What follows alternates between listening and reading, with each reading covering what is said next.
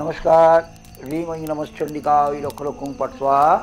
আমি গৌরাঙ্গ আগমবাগীশ বলছি। আমার জীবন প্রায় 60 দশকের মধ্য গগনে, আর আধ্যাত্মিক জীবনও প্রায় হয়ে গেল 45 বছর অতিক্রান্ত। এর মাঝে নানান রকম জীবন কেটে গেল আমার। বিভিন্ন রকমভাবে আমি বিভিন্ন রকম ঘাত প্রতিঘাতকে উপেক্ষা করে চলার পথ প্রচুর প্রচুর বাধা কাটিয়ে আজ আমি জীবনের অন্তিম লগ্নে এসে উপস্থিত হয়েছি।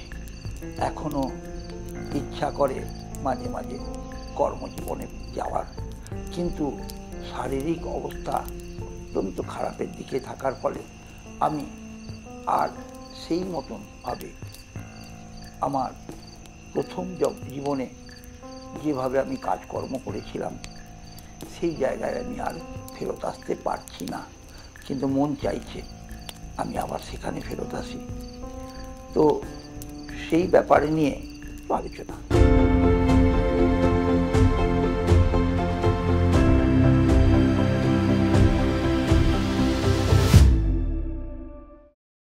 ব্রহ্মময়ী দেবী কালিকাকে চিনতে সম্পূর্ণ জীবনটাই আমার অতিক্রম করে গেল এক ঘরানায়। আমি কিন্তু ঘরানা চেঞ্জ করিনি কোনোদিন, গুরুকুলও চেঞ্জ করিনি, গুরুকুলও রয়ে গেল সেই একই ঘরানায়। তবুও এখনো পর্যন্ত দর্শন বা চিনে উঠতে পারলাম না মা আনন্দময়ী দক্ষিণা কালী মাতা দেবী ঠাকুরানীকে। আজীবন তার পদতলে পড়ে থেকেছি, তবুও তাকে চিনে উঠতে পারেনি। সে যে ধরা ছোঁয়ার বাইরে, সে তো অনেক দূরে। আর সিদ্ধিলাভ সেটা কি জিনিস তা তো জানি না, কারণ সে তো অধরা। তাকে ধরবো কেমন করে? সে তো আসে আর যায়। সাধক জীবদ্দশাতে সিদ্ধিলাভ করলেও সে কিন্তু জানতে পারে না যে সে সিদ্ধি লাভ করেছে, কারণ তাকে চিনতে গেলে ব্রহ্মত্বে লীন না হলে তাকে চেনা যায় না। ভয়ঙ্কর সে জিনিস, একটি পুঞ্জীভূত এক জ্যোতির্পিণ্ড। তার ভয়ঙ্কর তেজ, কোটি সূর্যের তেজ, কোটি চন্দ্রের আলোর ঝলকানি। কে তাকে হজম করতে পারবে? তাকে কে পারবে চিনতে? কে বা চিনতে পেরেছে? উপলব্ধি করেছে মাত্র। সে ছিল, উপলব্ধি করছে মাত্র, সে আছে, এবং পরবর্তীকালে সে উপলব্ধি করবেও, সে থাকবে। কারণ তিনি যে ব্রহ্ম চৈতন্য স্বরূপা, তাকে এত সহজে চিনে নেওয়া খুব মুশকিল আছে। সে আজীবন অধরা। কেউ বলতে পারেনি যে কালীর স্বরূপ দর্শন, কালী কিরকম কেউ বলতে পারেনি। এত বড় বড় উচ্চকোটি সাধকের আগমন ঘটেছে আমাদের এই ধরাধামে।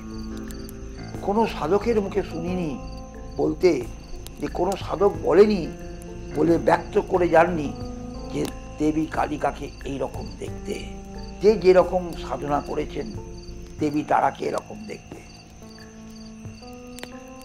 কারণ ব্রহ্ম চৈতন্য শক্তি সে যে অধরা, তার তো কোনো রূপ নেই, তার কোনো আকার নেই।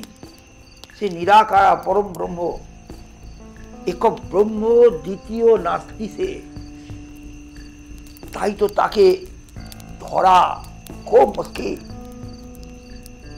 কারণ সে আমার সামনেই ঘুরে বেড়াচ্ছে, ধরতে যাই পিছলে চলে যায়। অন্তরাত্মায় তাকে প্রতিষ্ঠা করে নিতে হয়।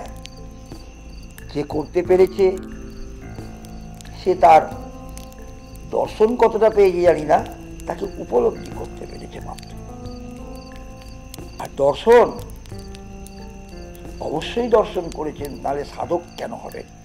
উচ্চকোটি সাধক যারা ছিলেন তারা তাকে বশ পর্যন্ত মানাতে পেরেছেন, তার কোলে মাথা দিয়ে শুতেও পেরেছেন,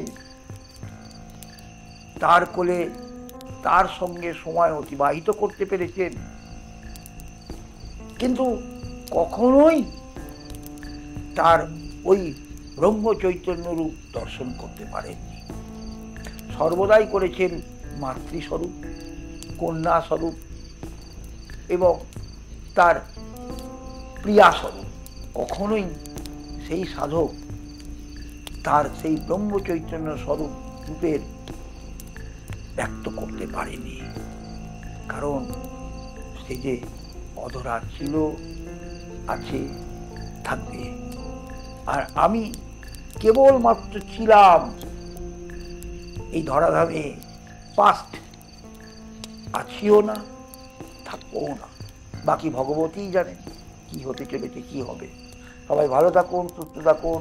মা আনন্দময়ীর কাছে প্রার্থনা করি, মা যেন আপনাদের অভিষ্ট সিদ্ধি লাভ করেন।